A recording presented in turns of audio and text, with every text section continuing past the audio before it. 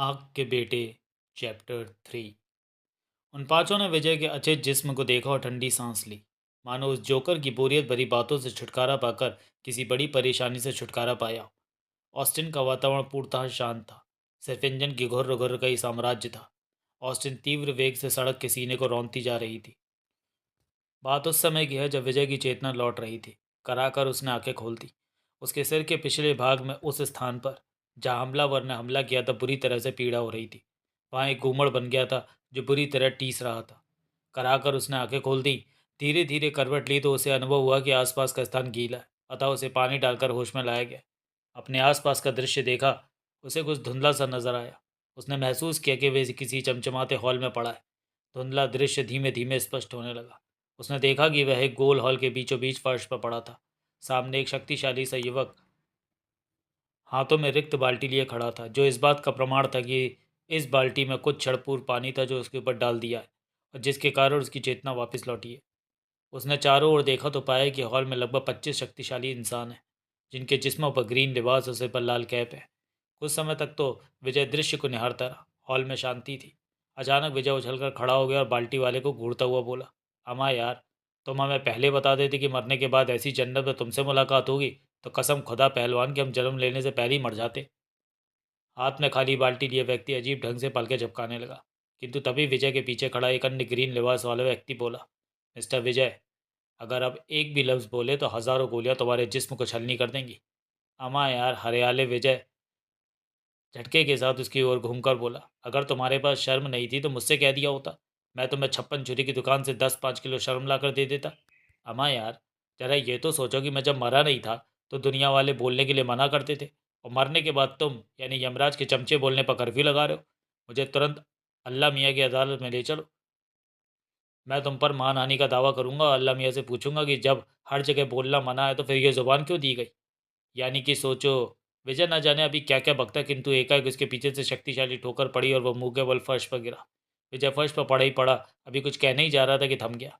आगे होने वाली घटनाओं को ध्यान से देखने लगा। हॉल का समस्त प्रकाश मानो सिमटने लगा।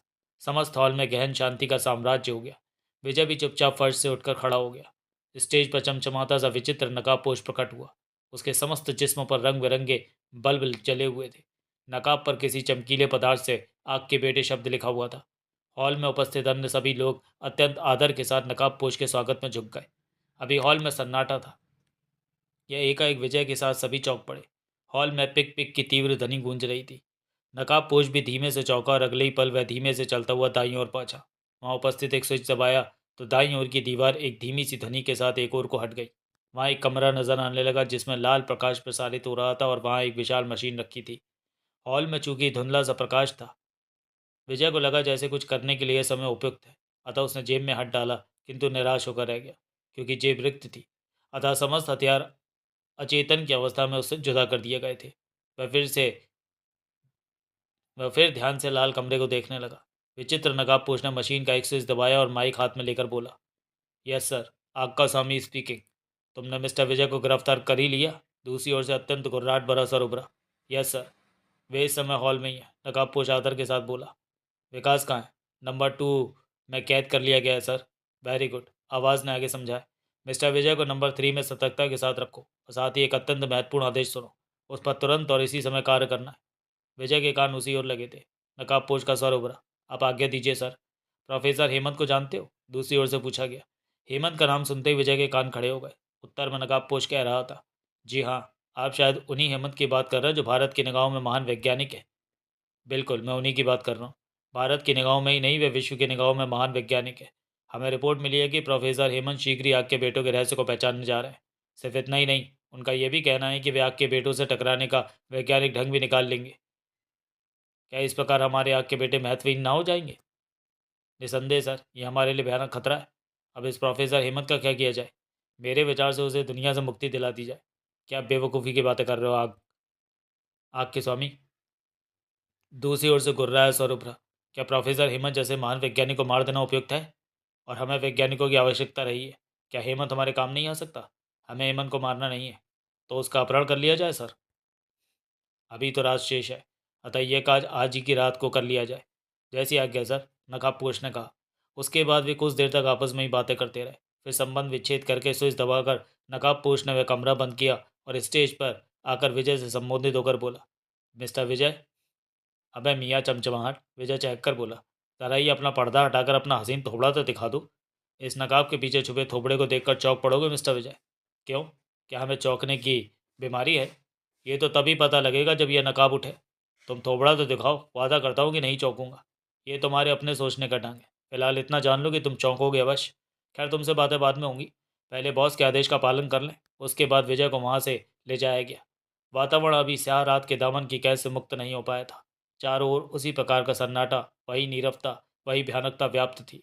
प्रोफेसर हेमंत की विशाल कोठी आबादी से दूर एकांत में स्थित थी। स्याह अंधकार में खड़ी विशाल इमारत किसी दैत्य की भांति प्रतीत होती थी। कोठी के चारों ओर दूर दूर तक का इलाका खेतों और मैदानों के अतिरिक्त कुछ भी नहीं था। ऐसा प्रतीत होता था मानो नाटे कद के स्याह साय को आवारागर्दी के अतिरिक्त दूसरा कोई काम ही नहीं था। मानो सारी रात वह इसी प्रकार व्यतीत कर देना चाहता हो। इस समय वह प्रोफेसर हेमंत की दैत्याकार कोठी के सामने वाली झाड़ियों में चुपचाप पड़ा था। न जाने किसकी प्रतीक्षा थी उसे। झाड़ियों में छिपे नाटे स्याह साय की आंखें प्रत्येक पल प्रोफेसर हेमंत की इमारत पर जमी हुई थी। मानो से आज की रात वहाँ कुछ होने का संदेह हो। कभी कभी वह दूर तक वीरान पड़ी हुई उस सड़क को भी देख लेता था जो शांत सोई हुई थी। कोठी के बरामदे में निरंतर उसे जुगनू ऊपर नीचे होता हुआ चमक रहा था। जब ये कुछ ऊंचा उठता तो क्षण मात्र के लिए प्रोफेसर हेमंत के चौकीदार पठान का रौबीला चेहरा दमक उठता। यह जुगनू बीड़ी के अतः कुछ भी न था जो पठान ने अभी कुछ क्षणों पूर्व ही सुलगाई थी। नाटे कद के स्याह ने सब कुछ देखा था, किंतु शांत था। वह चुपचाप झाड़ियों में छुपा रहा। रघुनाथ की कोठी के पास से वह सीधा यहीं आया था और उसे झाड़ियों में पड़े लगभग 2 घंटे व्यतीत हो गए थे। उसने अपना धैर्य नहीं खोया था। तब से अब तक कोई विशेष घटना भी घटित नहीं हुई थी, किंतु उसे शायद पूर्ण आशा थी कि कोई घटना अवश्य घटित होगी। तभी तो वह धैर्य के साथ झाड़ियों में पड़ा हेमंत की कोठी की निगरानी कर रहा था। निगरानी भी विशेषतः हेमंत के कमरे की। हेमंत का कमरा दूसरी मंजिल पर था, जिसकी शीशे युक्त खिड़की से कमरे का भीतर का दृश्य हल्का व नीला धुंध युक्त सा दिख पड़ता था, क्योंकि कमरे में शायद नीले रंग का बल्ब हंस रहा था। टकटकी बांधे नाटा साया उसी खिड़की को घूर रहा था। कभी कभी उसकी निगाह रिक्त सड़क की ओर भी उड़ जाती थी। वातावरण यूं ही शांत रहा। किसी घटना अथवा दुर्घटना ने जन्म नहीं लिया। किंतु कमाल था, इस नाटे में भी उसने किंतु कमाल था इस सन्नाटे में भी उसने अपना धैर्य नहीं खोया था। शांत पड़ा वह किसी विशेष घटना की प्रतीक्षा कर रहा था। इस बार जैसे ही उसकी निगाहें खिड़की से हटकर दाईं ओर की रिक्त सड़क पर पड़ी तो एकाएक उसकी आंखें सफलता की स्थिति में चमकने लगी। उसकी आंखें किसी बिजली की भांति चमक उठी। सोई हुई सड़क को रौंदता हुआ कोई वाहन निरंतर उसी ओर आ रहा था। इस बात का अनुमान नाटा साया उसकी चमचमाती हेडलाइटों से लगा चुका था, जो निरंतर तीव्र वेग से निकट आती जा रही थी। नाटा साया सतर्क हो चुका था। इतनी देर में यह पहला वाहन था जिसने सोई सड़क की निद्रा को भंग कर दिया था और अपनी ध्वनि से सन्नाटे को पराजित कर दिया था। उसने झाड़ियों में पड़ी बड़े पहलू बदला और आंखें उन चमचमाते बिंदुओं पर जम गई। नाटे कद के स्याह साय का पिस्तौल उसके हाथ में आ गया। जब वे बिंदु अत्यंत निकट आ गए तो उसने स्पष्ट देखा कि वह वही स्याह ऑस्टिन थी जिसने कुछ समय पूर्व विकास का अपहरण किया था। उसके पीछे किए जाने पर वह एक मोड़ पर गधे के सिर से सींग की भांति गायब हो गई थी, किंतु इस समय वह एक बार फिर उसके सामने थी। ऑस्टिन हेमंत की कोठी के ठीक सामने थमी। उसमें से 5 साय बाहर निकले। रिवॉल्वर संभाले वह शांत पड़ा सायों की प्रत्येक प्रतिक्रिया देखता रहा। एक एक ऑस्टिन के अंदर से भर रहा है, सर। काम शीघ्रता से हो। ओके सर, पांचों में से एक ने कहा और फिर पांचों कोठी के दरवाजे की ओर बढ़ गए। तब तक बरामदे में बैठा पठान चौकीदार दरवाजे तक आया और भारी से स्वर में बोला, कौन हो तुम? किससे मिलना है? प्रोफेसर हेमंत से, पांचों में से एक बोला और साथ ही वे दरवाजे तक पहुंच गए। दूसरी तरफ पठान भी दरवाजे तक पहुंचता हुआ बोला, ये कौन सा समय? और फिर जो हुआ वह पठान के लिए तो आश्चर्य से परिपूर्ण था ही। वह नाटा साया भी चौंक पड़ा। सब कुछ देखकर साय की आंखों में उन सायों के प्रति घृणा के भाव उजागर हो गए। हुआ ये कि अभी पठान अपना वाक्य भी पूरा नहीं कर पाया था कि सायों के बीच से फिस की एक धीमी सी ध्वनि ने जन्म लिया और क्षण मात्र के लिए दहकता शोला रिक्त वायुमंडल में चमक कर सीधा पठान के जिस्म में प्रविष्ट हो गया। पठान के मुख से धीमी सी कराह निकली। उसने अपना बल्लम उन सायों की ओर बढ़ाया कि तभी फिस की एक अन्य धीमी सी ध्वनि के साथ एक और गोला लपका और सीधा पठान के जिस्म में प्रविष्ट हो गया। परिणाम स्वरूप पठान के मुख से घुटी घुटी सी चीख निकली। उसके हाथ से बल्लम छूट गया। वह धड़ाम से फर्श पर गिरकर ठंडा हो गया। दृश्य देखकर नाटे साई की आंखों में धीमा सा क्रोध उजागर हो गया। शायद उसे उनकी यह हरकत अच्छी न लगी थी। उसका जी चाहा कि वह अपने रिवॉल्वर से वह सबको एक एक गोली मारकर पूछे कि अब बताओ कैसी होती है पीड़ा। वह जानता था कि दोनों गोलियां उन्होंने साइलेंसर युक्त रिवॉल्वर से चलाई हैं। उन्होंने बिना विशेष शोर शराबे के पठान को धरती छोड़ो पत्र थमा दिया था। अपने क्रोध का दबाए वह शांत झाड़ियों में पड़ा रहा और सायों की प्रत्येक हरकत देखता रहा। सायों ने दरवाज़ा खोला, दो ने पठान के मृत शरीर को उठाकर बगीचे में फेंक दिया और फिर सभी कोठी के भीतर की ओर बढ़ गए। तुम यहीं रहो, एक साय ने दूसरे साय को आदेश दिया। ओके सर, वह साया बोला जिसे आदेश दिया गया था। शेष चारों साय कोठी के अंदर प्रविष्ट हो गए। नाटे साय ने कोई प्रतिक्रिया नहीं की। वह शांत खड़ा उनके क्रियाकलाप देखता रहा। लगभग 5 मिनट बाद ही हेमंत के कमरे की खिड़की के शीशे पर उसने उन लोगों को देखा। उसका दिमाग तेजी से कुछ करने के लिए सोच रहा था। एक साया बरामदे में खड़ा सिगरेट फूंक रहा था। तभी उसने ऑस्टिन की ओर देखा। वहां उपस्थित साया भी सिगरेट पी रहा था। नाटे साय ने शीघ्र ही कुछ निश्चय किया और किसी दक्ष जासूस की भांति सतर्कता के साथ झाड़ियों के बराबर बराबर ऑस्टिन की ओर बढ़ने लगा। वह प्रत्येक खतरे का सामना करने के लिए पूर्णतः सतर्क था। वह रेंगने में इतनी सावधानी का परिचय दे रहा था कि स्वयं उसे रेंगने की ध्वनि नहीं सुनाई पड़ रही थी। इसी प्रकार रेंगता हुआ वह ऑस्टिन तक पहुंच गया। इससे पूर्व की कोठी के अंदर प्रविष्ट होने वाले चारों साय बाहर आते नाटा साया पूर्ण सतर्कता के साथ बरामदे में खड़े साय और ऑस्टिन के भीतर बैठे साय की आंखों में धूल झोंकता हुआ ऑस्टिन की डिग्गी में समा गया। वहां उपस्थित किसी अन्य इंसान को इस बात का लेश मात्र भी एहसास न हुआ। यहाँ तक कि ऑस्टिन में बैठा साया भी नाटे की उपस्थिति से पूर्णतः अनभिज्ञ था। नाटे साय ने डिग्गी में हल्की सी दरार उत्पन्न की हुई थी, जिससे वह बाहर का दृश्य देख रहा था। उसने देखा अगले 5 मिनटों में चारों साय बरामदे में आए। ऑस्टिन के निकट आते आते वे 5 हो गए। उनमें से एक के कंधे पर एक अचेत जिस्म पड़ा था जो निसंदेह प्रोफेसर हेमंत का ही था। वह जान गया कि प्रोफेसर का अपहरण किया जा रहा है। वह चुपचाप सब कुछ देखता रहा। कुछ क्षणोपरांत ऑस्टिन एक झटके से आगे बढ़ गई और फिर ऑस्टिन तीव्र वेग से अज्ञात दिशा की ओर दौड़ती चली गई। नाटा साया शायद प्रत्येक मार्ग को अपने दिमाग में सुरक्षित करता जा रहा था। वह आग के बेटों को उनके अपराध का मजा चखाने के विषय में सोच रहा था। ऑस्टिन के अंदर शांति थी। 6 साय चुपचाप बैठे थे। पिछली गद्दी के आगे प्रोफेसर हेमंत का अचेत जिस्म पड़ा हुआ था। ड्राइवर तीव्र वेग और दक्षता के साथ कार ड्राइव कर रहा था। अचानक पिक पिक की ध्वनि ने शांत वातावरण को पराजित कर दिया। लगभग सभी लोग चौंके। ड्राइवर के पास बैठे साय ने कार में लगे ट्रांसमीटर को ऑन किया और बोला, yes number Shamila session speaking. तुम क्या खाक सतर्क रहते हो? दूसरी तरफ से भयानक गुर्राहट भरी आवाज़। क्या मतलब सर? शमीला सेशन बुरी तरह से चौंक पड़ा। तुम पहली बार भी मात खा गए और इस बार भी। फिर वही गुर्राहट भरी आवाज़। मैं समझा नहीं सर। तुम क्या खाक समझोगे? गुर्राहट अत्यंत भयानक थी। पहली बार जो व्यक्ति मोटरसाइकिल से तुम्हारा पीछा कर रहा था, इस बार वो तुम्हारी ऑस्टिन में ही उपस्थित है। कौन है वह? शमीला सेशन के साथ अन्य सभी साथी चौंके। वह इस तरह नजर नहीं आएगा बेवकूफ़ो। वो तुम्हारी ऑस्टिन की डिग्गी में बैठा है। तुम्हारी यह सावधानी किसी दिन तुम्हारी जान ले लेगी। उपस्थित समस्त साएं आश्चर्य के साथ एक दूसरे का मुंह ताकने लगे। साथ ही वे सभी अपने चीफ की जानकारियों पर हैरान थे। क्या उनका चीफ प्रत्येक मिशन में उनके साथ रहता है? चारों आंखों से मानो साक्षात लहू की वर्षा हो रही थी।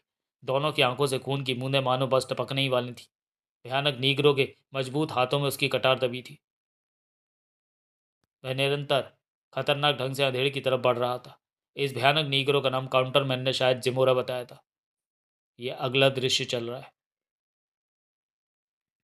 जो होटल में नीगरो और उस अंधेड़ के बीच में जो लड़ाई हो रही थी। इस अधेड़ की तो मानो अगली और पिछली 7 7 पुश्तों का बल सिर्फ उसी में एकत्रित हो गया था। खाली हाथ ही वह खूंखार दृष्टि से जिम्बोरा को घूरता हुआ उसकी ओर बढ़ रहा था। उसके जबड़े भयानकता के साथ एक दूसरे पर जमे हुए थे। वह मानो नीगरों से टकराने का दृढ़ संकल्प कर चुका था। हॉल में उपस्थित प्रत्येक इंसान बुरी तरह से भयभीत हो चुका था। सभी उन दो खतरनाक इंसानों को दिल संभाले देख रहे थे। प्रत्येक की आंखों में भय झांक रहा था, किंतु सीटें अपने स्थान पर थीं। वह लड़की अस्त व्यस्त सी हो चुकी थी। उसकी सांस फूली हुई थी। वह अधेड़ के पीछे काउंटर के निकट खड़ी थी। उसकी संपूर्ण दुआएं समूची सहानुभूति पूर्ण रूप से अधेड़ के साथ थी, किंतु नीगरों का जिस्म, उसकी भयानकता, उसके हाथ में दबी कटार लड़की को भयभीत कर रहे थे। ना जाने क्यों उसे ऐसा महसूस हो रहा था कि यह अधेड़ सा नजर आने वाला व्यक्ति, जिसने उसके लिए स्वयं को मौत के मुंह में ढकेल दिया, वह नीगरों को परास्त न कर सकेगा। किंतु फिर भी वह ना जाने कौन सी शक्ति थी जिसने उसके मन में आशा की ज्योति को प्रज्वलित कर दिया था। अभी वे एक दूसरे की तरफ बढ़ ही रहे थे कि वह कॉल कर, जो अभी तक अधेड़ से चिपकी हुई थी, अधेड़ के करीब आई और लगभग झिझोड़ती हुई बोली, ये क्या बेवकूफ़ी है? क्या तुम जिमोरा से टकरा कर मरना चाहते हो? किंतु अधेड़ पर तो मानो खून सवार था। उसने पलक झपकते ही कॉल कर को अपने सिर से ऊपर अधर में उठा लिया और इससे पूर्व की कोई कुछ समझ सके, उसने कॉल कर को जिम्बोरा पर फेंक कर मारा। इधर जिम्बोरा इस विचित्र हरकत पर थोड़ा चकरा गया और हड़बड़ाहट में उसे और कुछ न सूझा तो अपनी कटार वाला हाथ आगे कर दिया। उफ! कॉल गर्ल की एक भयानक चीख से मानो समस्त वातावरण कंपित होकर रह गया। नारियों ने डर के मारे आंखें बंद कर ली। कुछ कमजोर हृदय की चीखें भी निकल गईं। जिम्बोरा के हाथ की कटार खचाक से कॉल गर्ल के पेट में घुस गई। परिणाम स्वरूप उसके कंठ से एक भयानक चीख निकली और अगले ही पल वह हॉल के फर्श पर पड़ी तड़प रही थी। जिम्बोरा की कटार लहू से रक्तम थी। उसकी भयानकता में चार चांद लग गए। वह आगे बढ़ा। रास्ते में पड़े कॉलगल के तड़पते जिसमें एक ठोकर मारकर उसने अपने लिए रास्ता बना दिया, किंतु कॉलगल के तड़पते जिसमें ठोकर लगते ही अधेड़ का क्रोध मानव चरम सीमा को स्पर्श कर गया। अगले ही पल भयानक जामाज की भांति अधेड़ का जिस्म हवा में लहराता हुआ जिम्बोरा की तरफ बढ़ा। जिम्बोरा ने भी भयानकता के साथ पैतरा बदला और कटार वाला हाथ सामने कर दिया, किंतु गजब का शातिर था वह अंधेड़ भी। पलक झपकते ही उसने वायु में ही एक डाइव ली और जिम्बोरा का कटार वाला हाथ थाम कर फुर्ती के साथ दाएं हाथ से शक्तिशाली घूसा उसके जबड़े पर रचित किया। जिम्बोरा लड़खड़ा तो अवश्य गया, किंतु उस पर कोई विशेष प्रभाव न पड़ा। अगले ही पल वह संभला और कटार संभाल कर एक बार फिर अंधेड़ को घूरा। अंधेड़ अत्यंत सतर्क नजर आता था, क्योंकि वार करते ही वह पीछे हट जाता था और दोबारा टकराने के लिए तैयार हो गया। खतरनाक जाबाज फिर एक दूसरे के सामने थे। कोई कुछ न बोल रहा था। हॉल में मौत जैसा सन्नाटा व्याप्त था। एकाएक जिम्बोरा एक भयानक डकार के साथ कटार को लेकर अंधेड़ पर झपटा, किंतु कमाल था अंधेड़ भी। वास्तव में गजब की शातिराना चाल। जैसे ही जिम्बोरा झपटा, उसी पल अंधेड़ न सिर्फ अपने स्थान से हट गया, बल्कि फुर्ती से घूमकर एक चेयर उठाई और जिम्बोरा पर दे मारी।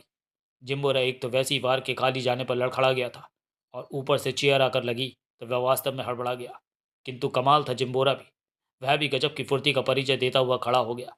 एक बार फिर वह अंधेड़ के सामने था। इस बार जिम्बोरा पहली सभी स्थितियों से भयानक लग रहा था। शायद जिम्बोरा का एहसास हो गया था कि उसके सामने खड़ा अंधेड़ भी वह रसगुल्ला नहीं कि जीभ पर रखते ही हजम कर जाओ। अतः अब तक वह अंधेड़ से टकराने में जिस लापरवाही का प्रयोग कर रहा था, अब वहां लापरवाही के स्थान पर सतर्कता थी। कटार को संभाले वह खतरनाक ढंग से अंधेड़ की ओर बढ़ा। दूसरी ओर अधेड़ भी पूर्णतः सतर्क नजर आ रहा था। वह निहत्ते ही जिम्बोरा को घूर रहा था। हॉल में उपस्थित लोगों को अधेड़ के कुछ हाथ देखकर उससे कुछ आशा बन गई थी। एकाएक जिम्बोरा फिर भयानक ढंग से अंधेड़ पर झपटा। अंधेड़ ने भी गजब की फुर्ती का प्रदर्शन करने का प्रयास किया, किंतु दृश्य देखकर उस लड़की की भयानक चीख निकल गई। इस बार अंधेड़ मात खा गया। उसने ही दिखाने का बहुत प्रयास किया, किंतु इस बार जिम्बोरा भयानक बाज की भांति झपटा था। अतः उसके हाथ में दबी कटार खच से अधेड़ की बाई बाजू में धस गई। परिणाम स्वरूप लड़की की जोरदार चीख निकल गई, मानो कटार अधेड़ को ना लगकर स्वयं लड़की को लगी थी। यह अन्य बात है कि अधेड़ के मुख से एक धीमी सी सिसकारी भी न निकली हो। कटार लगते ही अधेड़ और भी अधिक भयानक हो उठा।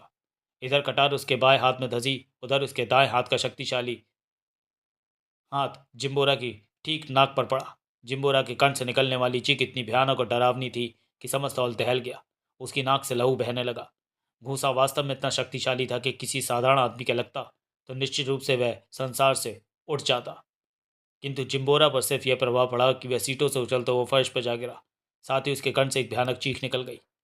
जब जिम्बोरा लहराकर चीख के साथ फर्श पर गिर रहा था, उस समय अंधेड़ अपने दाएं हाथ से बाईं कलाई में धसी कटार को निकालने का प्रयास कर रहा था। कटार खींचते ही भयानक पीड़ा ने जन्म लिया, किंतु अंधेड़ दांतों पर दांत जमाकर उसे सहन कर गया। मुख से उसने सिसकारी तक न निकाली, किंतु ऐसा प्रतीत हो रहा था जैसे कटार अंधेड़ के जिस्म न लगकर उस लड़की के जिस्म में लगी हो। कटार अंधेड़ के जिस्म से ना खींची गई हो, बल्कि उस लड़की के जिस्म से खींची गई हो। समस्त पीड़ाएं उस अंधेड़ को ना होकर उस लड़की को हो रही हो। तभी तो उस लड़की की दर्द भरी चीख निकल गई थी। आंसुओं की तो मानो कोई था ही नहीं थी। आंसुओं से भरे नैनों से उसने अंधेड़ के रूप में उस फरिश्ते को देखा, जो उसके लिए मौत से खेल रहा था। देखकर वह स्तब्ध रह गई, क्योंकि इतनी पीड़ाओं से गुजरने के बाद भी उसने उस विचित्र भाई के मुख पर धीमी सी मुस्कान नृत्य कर रही थी। लड़की अपने भाई के विचित्र व्यक्तित्व को देखकर स्तब्ध रह गई, किंतु उसका दिल अब भी भयभीत होकर कांप रहा था। उसने देखा, एक बार फिर दोनों खतरनाक जाबाज एक दूसरे के सामने थे। अधेड़ भां कटार निकालकर फेंक चुका था, किंतु वहां से निरंतर खून बह रहा था। लेकिन ऐसा लगता था मानो उसे बहते रक्त की लेश मात्र भी चिंता न हो। वह अब भी जिम्बोरा को खूंखार दृष्टि से घूर रहा था। इधर जिम्बोरा की नाक से भी लहू बह रहा था। उसका समस्त भयानक चेहरा रुधिर से लथपथ होकर और अधिक भयानक हो गया था, किंतु उसे भी बहते खून की कोई चिंता न थी। वह भी खूनी आंखों से अधेड़ को घूरता हुआ उसकी ओर बढ़ रहा था। हॉल में उपस्थित कोई भी व्यक्ति उनके बीच में आने का साहस नहीं कर पा रहा था। एकाएक भयानक क्षण। दोनों जाबाजों के जिस्म एक साथ वायु में लहराए। दोनों ने एक ही साथ एक दूसरे को फ्लाइंग किक मारने का प्रोग्राम बनाया। एक की फ्लाइंग किक दूसरे की फ्लाइंग किक से टकराई। लहराकर दोनों फर्श पर गिरे, किंतु अगला क्षण दोनों की फुर्ती की परीक्षा का क्षण था।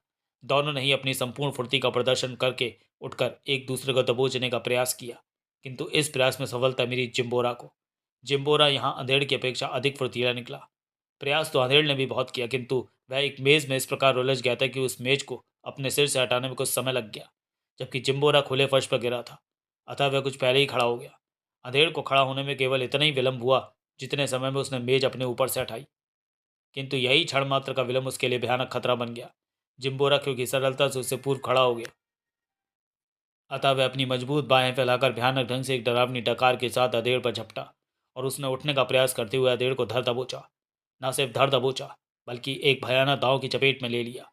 वास्तव में यह देह इतना भयानक था कि स्वयं अधेड़ की भी चीख निकल गई। गजब की फुर्ती के साथ झपटकर जिम्बोरा ने अधेड़ को अपनी मजबूत पकड़ में ले लिया। अधेड़ ने प्रत्येक ढंग से पकड़ से मुक्त होने का प्रयास किया, किंतु उसे असफलता का खजाना मिला। वास्तव में जिम्बोरा की पकड़ शिकंजे की भांति सख्त हो चुकी थी। अधेड़ की स्थिति किसी बिल्ली के पंजे में फंसे चूहे जैसी थी। अपनी ओर से उसने मुक्त होने का प्रयास किया, किंतु सब निरर्थक। जिम्बोरा अधेड़ को पंजे में दबाकर ही रह जाता, तब भी गनीमत होती, किंतु जिम्बोरा ने उसे भयानक दांव की चपेट में ले लिया था। स्थिति देखकर लड़की भी जैसे थर थर कांपने लगी थी। दांव ये था कि क्षण मात्र में जिम्बोरा ने अपने बाएं पैर का घुटना फर्श पर टेक दिया और दाएं पैर को धरती पर रखकर उसने घुटने वाले स्थान से इस प्रकार मोड़ा कि घुटने वाले स्थान पर समकोण यानी 90 डिग्री का कोण बन गया। इसी क्षण मात्र में उसने अपनी पकड़ में कैद अधेड़ का जिस्म समकोण बने पैर की जांघ पर इस प्रकार रखा कि उसका आधा जिस्म पैर के दाईं ओर तथा आधा जिस्म बाईं ओर। अधेड़ का जिस्म जांघ पर चित अवस्था में था। अधेड़ मुक्त होने के लोभ से झटपटाया, किंतु सफल न हो सका। वास्तव में जिम्बोरा शक्ति में किसी राक्षस से कम नहीं था। वह सिर्फ कसमसा कर रह गया, किंतु मुक्त न हो सका। तभी जिम्बोरा अपनी दोनों कलाइयों को भी कोहनी से समकोण की स्थिति में मोड़कर दाईं भुजा से अधेड़ के जांघ पर रखे जिस्म का दायां भाग नीचे दबाने लगा तथा बाई कलाई से बाईं ओर का जिस्म। अब स्थिति ये थी कि अधेड़ का जिस्म का बीच वाला भाग जिम्बोरा की जांघ पर था, जबकि जांघ से लटके दोनों ओर के जिस्म को जिम्बोरा शक्ति के साथ नीचे की ओर दबा रहा था। अतः उसकी कमर कमान की भांति मुड़ती जा रही थी। बस यही यहीं उसकी चीख निकल गई। उसे अपनी रीढ़ की हड्डी टूटती सी महसूस हुई। उसे लगा जैसे कुछ ही पलों में उसकी रीढ़ की हड्डी चटक जाएगी। भयानक पीड़ा से उसके कंठ से निरंतर चीखें निकलकर हॉल को दहलाने लगी। अधेड़ का समस्त चेहरा लाल हो गया। उसका कोई भी दांव इस समय कामयाब सिद्ध नहीं हो रहा था। जिम्बोरा के भयानक होठों पर खतरनाक सफलतामयी मुस्कान ना नृत्य कर रही थी। वह अपनी संपूर्ण शक्ति से निरंतर अधेड़ की रीढ़ की हड्डी को तोड़ने पर उतारू था। वह तो मानो अधेड़ की हत्या करने का दृढ़ संकल्प ले चुका था। वास्तव में स्थिति ये थी कि अधेड़ न सिर्फ जिम्बोरा से परास्त हो गया था, बल्कि अब उसकी जीवन लीला भी समाप्त होने जा रही थी। शायद ही उसके मरने में कुछ विलंब था। मौत, कितनी भयानक होती है मौत, और यह मौत तो मौत से भी अधिक भयानक थी। अथाह पीड़ाओं में से गुजरकर मौत। वास्तव में अधेड़ पराजित प्राय हो गया था, किंतु वह लड़की, उस अबला की मासूम और प्यारी आंखों में जैसे खून उतर आया था। अधेड़ को इस प्रकार मौत के मुंह में देखकर उन नारी नेत्रों ने ज्वाला की वर्षा प्रारंभ कर दी। नारी का सोया हुआ साहस जागृत हो गया। अधेड़ की यह स्थिति देखकर वह इस प्रकार क्रोधित हो उठी मानो वह सगे भाई की सगी, मानो उन दोनों में कोई खून का रिश्ता रहा हो। मासूम लड़की साक्षात चंडी में बदल गई। भोले नेत्रों में लहू उबाले लेने लगा। प्यारा सा मुखड़ा मौत से भी अधिक भयानक हो उठा। उसकी जलती हुई निगाहें फर्श पर पड़ी कटार पर स्थित हो गई। खून से सनी हुई कटार को देखकर उसका खून जैसे और भी अधिक तेजी से उबाल लेने लगा। उसके भैया की चीखों ने जैसे उसे असीम शक्ति प्रदान कर दी। भयानक चंडी की भांति वह फुर्ती के साथ कटार पर झपटी। कोई कुछ समझ नहीं पाया। उसकी हरकत देखकर सभी हतप्रभ रह गए, किंतु सभी की स्थितियों से बेखबर उस चंडी ने कटार उठा ली और पलक झपकते ही उफ, खच्च से कटार जिम्बोरा की पीठ में धस गई। जिम्बोरा के कंठ से चीख निकल गई। खून का तीव्र फव्वारा निकला जिसने अबला के समस्त चेहरे को रंग दिया। सनी हुई कटार हाथ में लिए वह अबला कितनी खतरनाक, कितनी हौलनाक लग रही थी। भयानक पीड़ा से जिम्बोरा मचला। खतरनाक ढंग से वह चीखा। इसी चक्कर में जिम्बोरा की पकड़ क्षण मात्र के लिए शिथिल हुई और अधेड़ के लिए एक पल काफी था। अतः सरलता से उसने स्वयं को छुड़ा लिया। उसे अब भी अपना दिमाग घूमता सा प्रतीत हो रहा था। इधर जिम्बोरा भयानकता की चरम सीमा पर पहुंच गया। उसकी पीठ में बना वह कटार का वार मानो कोई महत्व ही न रखता था। भयानक ढंग से वह अधेड़ को भूलकर उस लड़की की तरफ घूमा और खतरनाक ढंग से चीखा, टायन कमीनी। वह लड़की फिर कटार संभाले उस शेरनी की भांति जिम्बोरा पर झपटी, जैसे शेर अपने शिकार पर, किंतु अब जिम्बोरा का समस्त ध्यान उसी पर केंद्रित था। फिर वह लड़की बेचारी क्या सफल होती। कहाँ वह भयानक और शक्तिशाली राक्षस और कहाँ वह मासूम कोमल अबला। जिम्बोरा ने एक ही झटके में कटार हाथ में थामे लड़की को उठाकर हॉल के एक कोने में फेंक दिया। लड़की के कंठ से भयानक चीख निकली और हॉल के एक कोने में जा गिरी। समूचा हॉल इस भयानक लड़ाई पर स्तब्ध था। लड़की की चीख सुनकर अधेड़ की मानो विलुप्त होती हुई चेतना वापस लौट आई।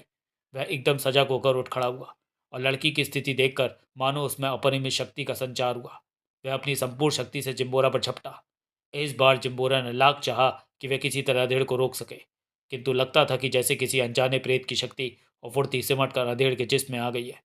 जिम्बोरा की कुछ समझ में नहीं आया था कि अधेड़ के शक्तिशाली घूंसे तड़ातड़ वर्षा की बूंदों की बातें उसके चेहरे पर पड़ रहे थे। हालांकि इन घूंसों का उस पर कोई खास प्रभाव न पड़ रहा था, किंतु फिर भी इतना अवश्य था कि इन घूंसों ने जिम्बोरा को संभलने का अवसर नहीं दिया। जिम्बोरा की नाक से बहने वाला लहू तीव्र हो गया। ऐसा लगता था जैसे बांध टूटने पर नदी का बहाव। जिम्बोरा को समस्त हॉल घूमता सा प्रतीत होने लगा। वह अंधे हाथी की भांति इधर उधर हाथ पांव मारने लगा। तभी अंधेड़ एक पल के लिए ठहरा और अगले ही पल उसकी जेब में पड़ा चाकू उसके हाथ में आ गया। इस एक पल का लाभ उठाने के लिए हेतु जिम्बोरा भी उस पर झपटा, किंतु अधेड़ तो मानव भयानक राक्षस में परिवर्तित हो चुका था। उसका चाकू वाला हाथ तीव्र वेग से ऊपर उठा और पलक झपकते ही नीचे गिरकर खचाक से झपटते जिम्बोरा के चेहरे में धंस गया। जिम्बोरा के कंठ से ऐसी भयानक चीख निकली कि समस्त हॉल कांपता सा प्रतीत हुआ। लोगों ने घृणा और नफरत से अपनी आंखें बंद कर ली, किंतु अंधेड़ की भयंकरता की मानो कोई सीमा ही न थी। उसने तेजी के साथ चाकू खींचा और पलक झपकते अगला वार मस्त हाथी की तरह झूमते हुए जिम्बोरा पर कर दिया। जिम्बोरा की चीख से हॉल में उपस्थित व्यक्तियों में सिर्फ अंधेड़ को ही छोड़कर सभी के दिलों में भयानक दहशत बैठ गई। नारियों की चीख से समस्त वातावरण दहल गया। कितना घिनौना दृश्य था ये, कितना घृणास्पद, कितना भयानक। इतना भयानक कि मौत भी भय से कांप उठे, खूनी लड़ाके भी दहल उठे, शांत बड़ा सागर भी गरजने लगे। उसके बाद तो अंधेड़ मानो पागल हो गया था। उसने जिम्बोरा को संभलने का अवसर ही नहीं दिया। निरंतर भयानक ढंग से उस पर चाकुओं को वार करता रहा। हॉल में जिम्बोरा की चीखें गूंज रही थी। अब जिम्बोरा कुछ करने की स्थिति में ना था। प्रत्येक बार वह भयानक ढंग से चीखता और हॉल को कपा कर रख देता। अंधेड़ थमा नहीं। वह निरंतर तीव्र वेग से जिम्बोरा पर वार करता रहा। समस्त हॉल सीने पर हाथ रखे इस अविश्वसनीय दृश्य को देख रहा था। लगभग चाकू के 20 खतरनाक वारों के बाद जिम्बोरा, भयानक व शक्तिशाली जिम्बोरा, भयानक ढंग से हाथी की बाती लहराया और फिर धड़ाम से फर्श पर गिर पड़ा। अंधेड़ खून से सना चाकू हाथ में लिए उस भयानक नीग्रो के अब भी उठने की उम्मीद लिए उससे टकराने के लिए तैयार खड़ा था। उसकी सांस फूली हुई थी। इस समय वह अत्यंत ही भयानक लग रहा था। लोग आश्चर्य के साथ उसे देख रहे थे। वह भी थककर चूर हो चुका था। ऐसे झूम रहा था मानो अब गिरा। उसका शानदार सफ़ेद सूट लहूलुहान हो चुका था। अपनी धौखनी की भांति चलती सांसों पर संयम पाकर उसने इधर उधर देखा। पहाड़ जैसा भयानक नीग्रो कुछ देर तक फर्श पर पड़ा रहा। फिर एक झटके के साथ उसकी गर्दन एक ओर को ढुलक गई। जिम्बोरा अब ठंडा पड़ चुका था। वास्तव में भयानक नीग्रो जिम्बोरा का अंत भी कम भयानक नहीं था। मानो हाथी मृत पड़ा हो। समूचे हॉल में मौत जैसा सन्नाटा व्याप्त था। भैया! एकाएक हॉल के उसी कोने में खड़ी लड़की चीखी और अधेड़ की तरफ दौड़ी। अधेड़ ने चाकू फेंक कर बाहें फैला दी। भागती से सकती, रोती बिलखती वह लड़की अपने भैया के सीने से जा लगी और उसकी सिसकारियां और भी तेज हो गई। हॉल में एक विचित्र सा सन्नाटा छा गया था। एकाएक अधेड़ के सीने से लगी लड़की चौंक पड़ी। उसने देखा, ये लगभग 10 भयानक शक्ल वाले इंसान थे, जिनके हाथों में टॉमी गनें थीं। ये अधेड़ के पीछे थे। उसे मौत अपने सिर पर नजर आई, अतः संपूर्ण शक्ति के साथ चीखी, भैया! काश वह देख सकती कि ऐसे ही 10-10 खतरनाक इंसान चारों दिशाओं से उन्हें घेर रहे थे। ऑस्टिन की डिक्की में छुपा नाटा साया अपनी सफलता पर प्रसन्न नजर आता था, किंतु वह बेचारा क्या जानता था कि उसका रहस्य अब रहस्य नहीं रह गया। डिक्की में बैठा साया क्या जानता था कि उसके शत्रु आग के बेटे उसकी उपस्थिति से परिचित हो चुके हैं। अब वह डिक्की उसके लिए एक प्रकार से कैद बनकर रह गई है। वह तो सोच रहा था कि वह आग के बेटों को धोखा देने में सफल है। वह अपने नाटेगत का लाभ उठाते हुए सरलता से डिक्की में समा गया था। ऑस्टिन तीव्र वेग से बढ़ती चली जा रही थी। डिक्की को उसने थोड़ा सा ऊपर उठा रखा था, जिससे सांस के लिए उसे पर्याप्त वायु मिलती रहे, और साथ ही दीवार से आंख सटाकर वह अपने दिमाग में उन रास्तों को पूर्ण रूप से सुरक्षित करता जा रहा था जिन मार्गों से ऑस्टिन गुजर रही थी।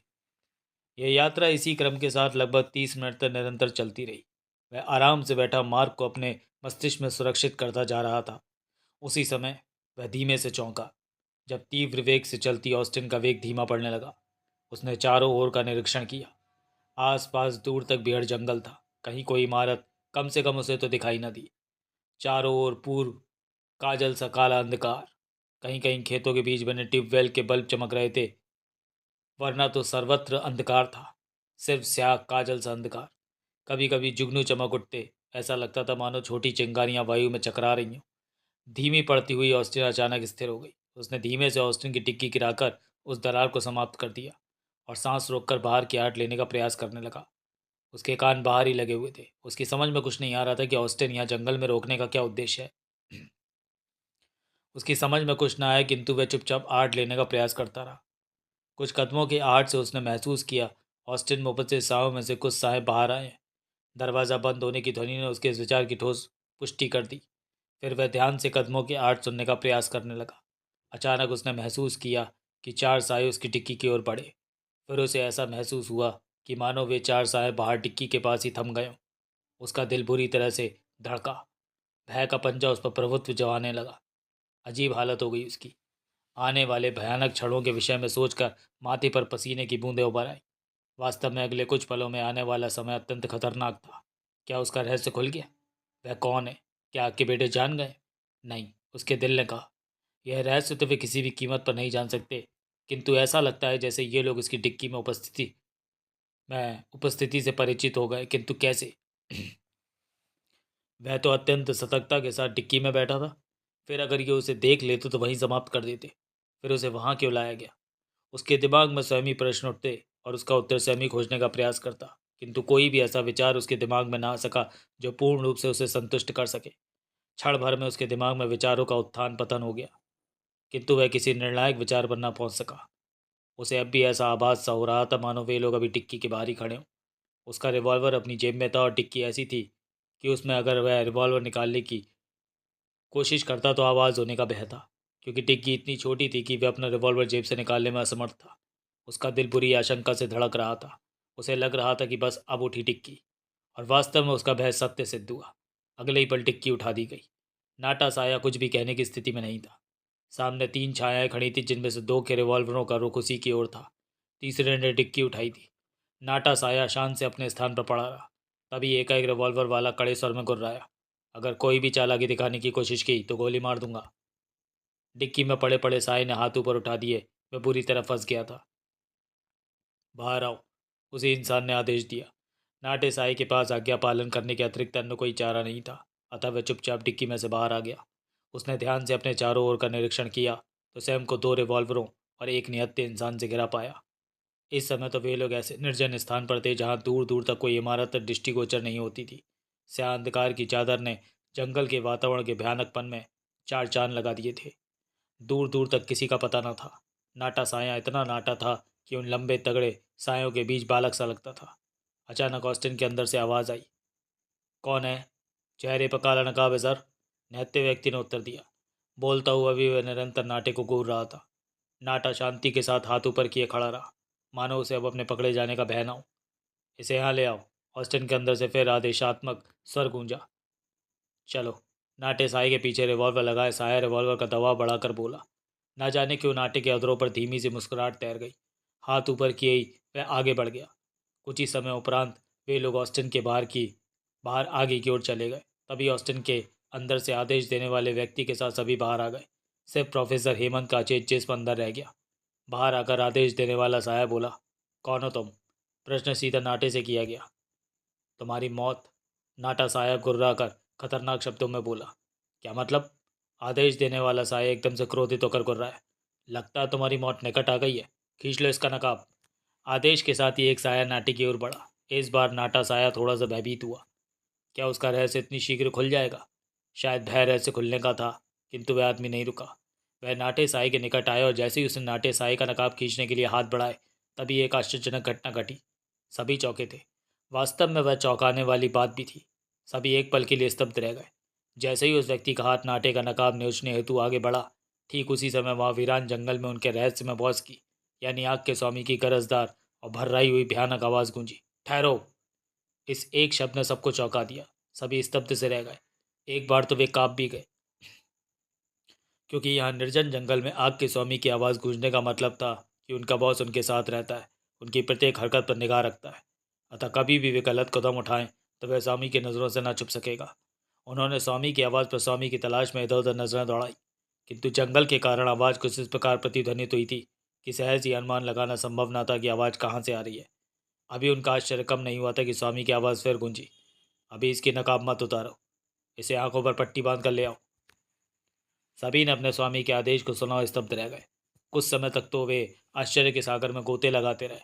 फिर उन्होंने वहीं नाटे साई की तलाशी लेकर उसका रिवॉल्वर अपने अधीन कर लिया। आंखों पर पट्टी बांधकर उसे ऑस्टिन के अंदर लाए और इस प्रकार पटक दिया मानो सामान की कोई भारी बोरी हो। नाटे ने महसूस किया कि वह किसी अन्य बेहोश जिस्म पर पड़ा है। उसके अनुमानुसार उसके नीचे दबा जिस्म प्रोफेसर हेमंत के अतिरिक्त किसी का भी नहीं था। ऑस्टिन तीव्र वेग से दौड़ती हुई सड़क की निंद्रा भंग कर रही थी और उसकी ध्वनि ने निस्संदेह रात के सन्नाटे को पराजित कर दिया था। प्रत्येक व्यक्ति अपने विचारों में उलझा हुआ था। नाटा साया सोच रहा था कि नाग के बेटों का चीफ कौन है। प्रोफेसर हेमंत का अपहरण उनके लिए क्या महत्व रखता है। विकास का अपहरण करके इन लोगों ने उसके साथ कैसा व्यवहार किया होगा। आग के बेटों का आखिर उद्देश्य क्या है। ऐन वक्त पर इनके चीफ की आवाज़ कैसे गूंज गई जबकि वह नज़र नहीं आ रहा था। इनके चीफ ने उसकी नकाब उलटने से इन्हें क्यों रोक दिया। आखिर इस बात के पीछे क्या रहस्य है। इत्यादि इत्यादि प्रश्न नाटे साई के दिमाग में उथल पुथल मचाए हुए थे। ऑस्टिन निरंतर वेग से अनजाने मार्गों पर बढ़ रही थी। ठीक समय तो उसे नहीं मालूम, किंतु अनुमानुसार लगभग 30 मिनट बाद ऑस्टिन एक स्थान पर थम गई। उसे उतारा गया। उसके बाद उसने उन आग के बेटों की मदद से कितनी ही सीढ़ियाँ चढ़ी और उतरी। उसे एक लिफ्ट में भी बैठाया गया। यानी ये यात्रा लगभग 10 मिनट तक चली। उसके बाद उसे एक स्थान पर खड़ा कर दिया गया। वह ना जान सका कि वह किस स्थान पर है, क्योंकि अभी उसकी आंखों से पट्टी नहीं खोली गई थी। वह शांत खड़ा आहट लेने का प्रयास करता रहा, किंतु कहीं कोई आहट नहीं महसूस हुई। तभी उसके कानों में भर रहा ऐसा ऐसा स्वर टकराया मानो वह किसी को आदेश दे रहा हो। सबसे पहले प्रोफेसर हेमंत को नंबर 1 में बंद कर दिया जाए। इनसे निपटने में काफ़ी समय लगेगा, अतः पहले इस नाटे को देखते हैं जो अभी पहेली बना हुआ है। नाटे साई ने सब कुछ सुना, किंतु शांत खड़ा रहा। फिर उसके कानों में ऐसी आवाज़ें टकराईं जैसे फर्श पर पड़े प्रोफेसर हेमंत को उठाकर किसी ने कंधों पर लाद लिया हो। तत्पश्चात दूर जाते कदमों की ध्वनि। वह शांत खड़ा रहा। अभी तक उसकी पट्टी नहीं हटाई गई थी। लगभग 5 मिनट पश्चात आग के स्वामी की आवाज़ गूंजी, इसकी पट्टी हटाओ। आदेश का तुरंत पालन हुआ। एक इंसान ने आगे बढ़कर उसकी आंखों से पट्टी हटा दी। आंखें खुलते ही सबसे पहले उसकी निगाह सामने ऐसी वस्तु पर पड़ी जिसने फिर से उसे आंखें बंद करने के लिए विवश कर दिया। सामने आग के स्वामी के रूप में एक विचित्र साया खड़ा था, जिसके जिस्म पर जलने वाले बल्बों के तीव्र प्रकाश ने उसे आंखें बंद करने पर विवश कर दिया था। धीमे धीमे उसने आंखें खोली तो पाया कि वह एक गोल हॉल में है। इसमें धीमा सा धुंधला प्रकाश है, जो उसे ये दिखाने के लिए पर्याप्त है कि उसके चारों ओर करीब 20 कद्दावर इंसान ग्रीन और चुस्त लिबास में खड़े हैं। इनके सिरों पर लाल कैप है और सीने पर आग के बेटे शब्द लिखा हुआ है। वे सभी शांत खड़े हैं। सबको निहारने के पश्चात नाटे की आंखें रहस्य में आग के स्वामी पर स्थिर हो गई। तभी रहस्य में साई की घुर्राहट से समूचा हॉल दहला। कौन हो तुम? प्रश्न नाटे से किया गया था। यह प्रश्न पहले भी मुझसे पूछा जा चुका है, नाटा साया लापरवाही से बोला, और इसका जवाब मैंने ये दिया था कि मैं आपके बेटों की मौत हूँ, या यूँ कहिए कि मैं अपराधियों का काल हूँ। उसकी आवाज़ में तनिक भी भय न था। मेरे विचार से तुम पागल आदमी हो, स्वामी गुर्राया। बेटा नंबर शमीला शैशन। यस महान स्वामी। शबीला शैशन एक कदम आगे बढ़कर आदर के साथ बोला, इस नाटे की नकाब नोच लो। आदेश पाते ही शबीला शैशन नाटे की ओर बढ़ा। नाटा शांत खड़ा था। वह धीमे से उसके निकट आया। लोगों की जिज्ञासा जागृत हुई। सभी जानना चाहते थे कि इस नकाब के पीछे आखिर कौन सा चेहरा छिपा है। ये नाटा बहुत देर से उनके लिए रहस्य बना हुआ था। सभी के दिल धड़क रहे थे कि आखिर ये कौन है। और तब जबकि नाटे का नकाब नोचा गया, हॉल में उपस्थित समस्त इंसान इस प्रकार चौंके मानो उन्होंने संसार का सर्वोत्तम आश्चर्य देखा हो। उनकी खोपड़ी मानो हवा में चक्कर लगा रही थी। सभी ऐसे चौके मानो हजारों लाखों बिच्छुओं ने उन्हें एकदम डंक मारा हो। सभी जैसे आकाश से गिरे। यहाँ तक कि स्वयं रहस्य में नकाबपोश यानी आग का स्वामी भी उसे हैरत से निहार रहा था। उसकी आंखों में ऐसा आश्चर्य था मानो वह हिमालय पर्वत को वायुमंडल में उड़ता हुआ देख रहा हो। भरवसी उसके मुंह से निकला, तुम? देखते ही देखते उस लड़की और अधेड़ को करीब 40 टॉमी गन युक्त इंसानों ने घेर लिया। यह अगला दृश्य है जो कि होटल में चल रहा था। इस बार स्थिति ऐसी थी कि अधेड़ कुछ करने में असमर्थ था। हॉल में उपस्थित आदमी कभी मृत जिम्बोरा के भयानक जिस्म को देखते और कभी उस अधेड़ को, जिसने जिम्बोरा जैसे शक्तिशाली भैंसे को गहरी नींद सुला दिया। टॉमी गन धारियों में से एक इंसान आगे बढ़ा, जिसके कंधे पर एक विशेष चिन्ह बना हुआ था। यह चिन्ह शायद इस बात का प्रतीक था कि वह इन ग्रीन कपड़ों वालों का संचालक है। वह आगे बढ़ा। शेष सभी ने उन्हें चारों तरफ से घेर लिया। वह उन दोनों के निकट आया और एक झटके के साथ लड़की को खींचा। लड़की एक चीख के साथ उस इंसान के सीने से जा टकराई। तभी अधेड़ बोला, अरे ओए, औरत पे काम बहादुरी दिखावे है? मर्द है तो एकलो मेरे सामने को आ।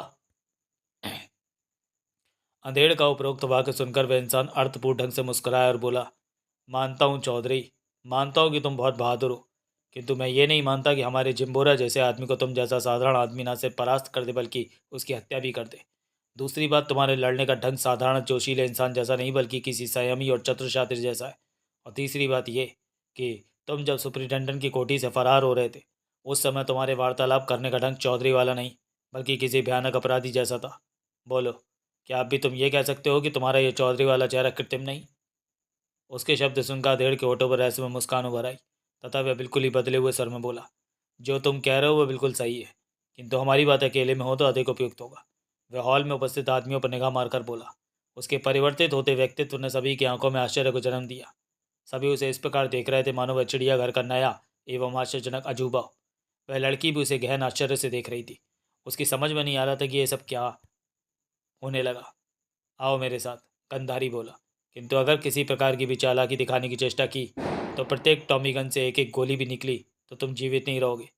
उसके वाक्य का उसके वाक्य पर अंधेर न जाने क्यों फिर एक बार मुस्कुराया, मानो वह किसी बालक की शरारत पर मुस्कुरा रहा हो, और फिर चुपचाप उसके पीछे बढ़ गया। उस लड़की की कलाई उसी इंसान ने थाम रखी थी। टॉमी गन की दो नाले रहस्य में अंधेर की पसलियों में आ चिपकी। न जाने वह क्यों फिर मुस्कुराया। हॉल में उपस्थित प्रत्येक इंसान यहाँ होने वाली अजीब घटनाओं को देखकर आश्चर्यचकित था। कभी लोग मृत जिम्बोरा को देखते तो कभी हॉल से ऊपर जाते हुए अधेड़ को, जो स्वयं एक रहस्य था और इस समय टॉमी गनों के साय में था। हॉल में उपस्थित लोग उन्हें तब तक देखते रहे जब तक कि देख सकते थे। फिर वे उनकी आंखों से ओझल हो गए। ऊपर पहुंचकर उस इंसान ने कोई बटन दबाकर एक विशेष कमरे में प्रवेश किया। कमरे में एक लाल बल्ब मानो धीमे से मुस्कुरा रहा था। लड़की को बाहर खड़े अन्य आदमियों को सौंप दिया गया था, किंतु उन्हें विशेष आदेश दिए गए थे कि वे लड़की के साथ कोई अप्रिय हरकत नहीं करेंगे और उसे साथ लिए बाहर ही खड़े रहेंगे। कमरा अंदर से बंद कर लिया गया। अंदर केवल वो दोनों ही थे। रहस्यमय अधेड़ मुस्कुराया और बोला, अब हम यहाँ केवल दो हैं। फिर वह आदमी भी अत्यंत रहस्यमय ढंग से बोला, मैं तुम्हारी गर्दन मरोड़ सकता हूँ। अंधेड़ अजीब ढंग से उसे घूरता हुआ बोला, बेकार की बातों से कोई फ़ायदा नहीं। वह इंसान भी शांति के साथ बोला, किसी भी इंसान को कभी भी ये नहीं समझना चाहिए कि वही सबसे अधिक चालाक, शक्तिशाली और साहसी है। याद रखना चाहिए कि ऊपर वाले ने प्रत्येक का बाप पैदा किया है। ये मानता हूँ कि तुमने जिस ढंग से जिम्बोरा को परास्त किया है वह वास्तव में सराहनीय है, किंतु ये मत समझो कि तुम मुझे भी किसी तरह परास्त कर दोगे। मैं शक्ति में जिम्बोरा नहीं, किंतु मेरा नाम ब्रिगेंजा है और मैं स्वयं को तुमसे अधिक समझता हूँ। यह शब्द कहते हुए वह लेश मात्र भी कहीं भी उत्तेजित नहीं हुआ था। बड़ी शांति से सब कुछ कहता चला गया था। सैमी, कहते हो कि कभी किसी को हरेक का बाप मत समझो, और सैमी ये कह रहे हो कि तुम दिमाग में मुझसे अधिक हो। क्या तुम सैमी अपने कथन के विरुद्ध नहीं जा रहे हो? बेकार की बहस में समय व्यर्थ ना करो। ब्रिगेंजा का लहजा कुछ सख्त हो गया। मैं स्वयं को सबसे अधिक दिमाग वाला ना कहकर सिर्फ तुमसे अधिक दिमाग वाला कह रहा हूँ, वह भी तुम्हारी मूर्खता को देखकर। कैसी मूर्खता? अधेड़ कुछ उलझ सा गया। तुम्हारा ये सोचना कि तुम ब्रिगेंजा को कोई हानि पहुंचा सकते हो, और वह भी इस कमरे में। तुम ये ना देख सके कि जहाँ इस समय खड़ा हूँ मेरे पैर के नीचे एक ऐसा बटन है जो तुम्हारे लिए क्षण मात्र में मौत भी बन सकता है। ब्रिगेंजा के होठों पर मुस्कान थी। वह कैसे? अंधेड़ धीमे से आश्चर्यजनक स्वर में बोला, इसका पूरा चक्कर तुम्हारी बुद्धि में नहीं आएगा। ब्रिगेंजा बोला, तुम सिर्फ इतना समझ लो कि यह ब्रिगेंजा का खास कमरा है। यह टॉमी गन है, रिवॉल्वर है, LMG इत्यादि भयानक हथियार कमरे की दीवारों तथा छत में इस प्रकार संयोजित किए गए कि कमरे के प्रत्येक कोण पर खड़ा आदमी किसी न किसी हथियार की रेंज में। कहाँ खड़ा आदमी किस हथियार की रेंज में और उसके चलाने के लिए कौन सा बटन किस ढंग से दबाना चाहिए, यह रहस्य ब्रिगेंजा के अलावा कोई नहीं जानता। मान गए मिस्टर ब्रिगेंजा, हम मान गए कि तुम हमसे अधिक बुद्धिमान हो। अंधेड़ मुस्कुराता हुआ बोला, अब चुपचाप उस चेयर पर जाकर बैठ जाओ, मेरे प्रश्नों का उत्तर दो। अंधेड़ चुपचाप उस कुर्सी पर बैठ गया जिसकी तरफ ब्रिगेंजा ने इशारा किया था। तभी ब्रिगेंजा ने मेज़ में लगा एक बटन दबाया। परिणाम स्वरूप अंधेड़ ने स्वयं को पूर्णतः बंधनों में पाया। वह कुर्सी से इस प्रकार जकड़ा हुआ था कि तनिक भी नहीं हिल सकता था। तभी ब्रिगेंजा ने एक अन्य बटन दबाया और अगले ही पल वह कुर्सी जिस पर वह बंधा हुआ था ऊपर उठने लगी। कुर्सी के निचले भाग में फौलाद का मोटा सरिया था जो निरंतर कमरे के फर्श से बाहर आ रहा था, और कुर्सी अंधेड़ सहित ऊपर उठ रही थी। उस समय अंधेड़ का सिर छत से कुछ ही नीचे था कि चेयर रुक गई। इसका क्या मतलब? वह अंधेड़ बोला। इसका मतलब यह है कि तुम ये तो देख ही रहे हो कि कमरे की छत लोहे की बनी है। ध्यान रखकर किसी भी प्रश्न का उत्तर देने की कोशिश ना की अथवा मेरी आज्ञाओं का उल्लंघन किया तो एक बटन दबाते ही तुम्हारी खोपड़ी लोहे की छत से इस तरह टकराएगी जैसे रिवॉल्वर से निकली गोली। उसका परिणाम क्या होगा तुम सहज ही उसका अनुमान लगा सकते हो। ब्रिगेंजा का लहजा अपेक्षाकृत सख्त था। अंधेड़ धीमे से मुस्कुराकर बोला, इसकी क्या जरूरत थी ब्रिगेंजा? मैं तो यूं ही तुम्हारी बातों का सही जवाब दे देता। खैर, यूं ही सही, पूछो क्या पूछना है। ब्रिगेंजा ने एक बटन दबाया जिससे अंधेड़ के दोनों हाथ स्वतंत्र हो गए। ब्रिगेंजा बोला, अब तुम्हारे दोनों हाथ स्वतंत्र हैं। सबसे पहले अपना ये चौधरी वाला कृत्रिम चेहरा उतारो। मुस्कुराते हुए अंधेड़ ने ब्रिगेंजा की आज्ञा का सहर्ष पालन किया। उसने चौधरी वाला फेस मास्क अपने चेहरे से उतार दिया। उसके पीछे एक खूबसूरत नवयुवक छुपा था। वास्तव में युवक सुंदर था और मुस्कुरा रहा था। ब्रिगेंजा उसे बड़े ध्यान से देखता रहा, किंतु जब वह उसे पहचान न सका तो उसने प्रश्न किया, कौन हो तुम? मेरा एक नाम नहीं है, अलग अलग स्थानों पर मैंने अलग अलग नाम रख छोड़े हैं। जैसे बैरूत में जिम्बो, न्यूयॉर्क में मार्टिन, काहिरा में जैबरीन, चीन में हाइतोश इत्यादि। यूं मैंने भारत में अपना नाम संग्राम रखा है। नवयुवक आराम से मुस्कुराता हुआ कह रहा था। ओह, तो तुम नए उभरते इंटरनेशनल अपराधी हो? ब्रिगेंजा उसे घूरता हुआ बोला। जैसा ठीक समझो, यूं तो मैं हूँ बहुत पुराना, किंतु मैंने कभी तुम्हारा नाम सुना? मैं कोई बेवकूफ़ अपराधी नहीं जो प्रत्येक स्थान पर एक ही नाम रखकर इंटरपोल के जासूसों की निगाहों का कांटा बनूं। मैं अलग अलग नामों से अपराध करता हूँ, ताकि इंटरपोल कभी ना जान सके कि कोई इंटरनेशनल अपराधी उनकी जड़ों को खोखली कर रहा है। तुम इसी कारण मुझे नहीं जानते। युवक निरंतर मुस्कुरा रहा था। वैसे तुम्हारा वास्तविक नाम क्या है? ब्रिगेंजा की बंधक दृष्टि उसे घूर रही थी। वास्तविकता पूछो तो मैं अब तक अपने लिए इतने नाम प्रयोग कर चुका हूँ कि मैं अपना वास्तविक नाम लेते हुए संकोच में पड़ जाता हूँ कि क्या वास्तव में मेरा यही नाम है। वैसे अच्छा होगा अगर तुम मुझे संग्राम ही कहो। खैर, माना कि तुम संग्राम हो, ब्रिगेंजा बोल उठा, किंतु भारत में क्या कर रहे हो? अगर आप कहें तो एक ही सांस में अपनी पूरी कहानी सुना दूं, उसके बाद जो प्रश्न रह जाएं आप उसे पूछ लेना। किंतु कहानी सुनाने से पूर्व मैं आपसे छोटा सा प्रश्न करना चाहूँगा। कैसा प्रश्न? प्रश्न सिर्फ ये है कि क्या मैं आपके बेटे से बात कर रहा हूँ? इसका उत्तर हाँ में है, ब्रिगेंजा ने स्वीकार किया। बस तो ठीक है, संग्राम बोला। अब आप सुनिए। आज से एक हफ्ता पूर्व मैं जिम्बो नाम से बैरूत में था। मैंने अपने कुछ साथियों के साथ वहाँ का खजाना लूटने की योजना बनाई। न जाने कैसे यह भनक वहाँ की सीक्रेट सर्विस को लग गई। अभी हम लोग अपनी योजना पर विचार कर ही रहे थे कि सीक्रेट एजेंटों ने हमारे हेडक्वार्टर पर हमला बोल दिया। परिणाम स्वरूप वहाँ आतंक फैल गया। हम सब दोस्त अपनी अपनी जान बचाकर भागे, जिसमें किसी को किसी का पता ना रहा कि किसके साथ क्या बीती, कौन मरा और कौन मेरी तरह फरार होने में सफल हो गया। खैर, मैंने अपना जिम्बो वाला मेकअप उतार दिया और भारत चला आया। मेरा अगर कोई दोस्त पकड़ा भी गया होगा तो वे मुझे सिर्फ जिम्बो के रूप में ही जानते हैं। वे नहीं जानते कि जिम्बो के पीछे वास्तविक चेहरा क्या है। अतः बैरूत की पुलिस को तलाश करती रही, जबकि जिम्बो संग्राम में बदल चुका था। ऐसे संग्राम में जो केवल बैरूत पुलिस के लिए ही नहीं बल्कि जनता के लिए भी भोला और नव परिचित चेहरा था। मैंने स्वयं को यहाँ भारतीय पर्यटक बताना प्रारंभ कर दिया। पुलिस बेचारी क्या जानती थी कि संग्रामी जिम्बो है। स्वयं मेरे साथी नहीं जानते थे कि जो व्यक्ति जिम्बो के नाम से उनके उनके साथ है, वास्तव में कुछ और ही है।